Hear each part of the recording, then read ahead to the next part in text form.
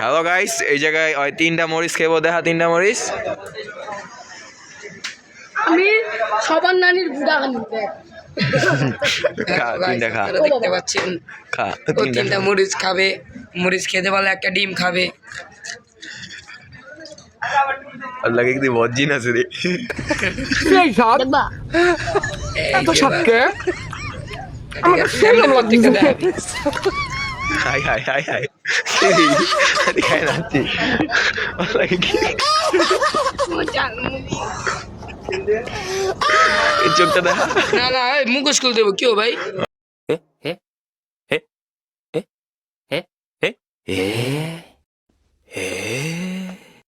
ঠিক আছে।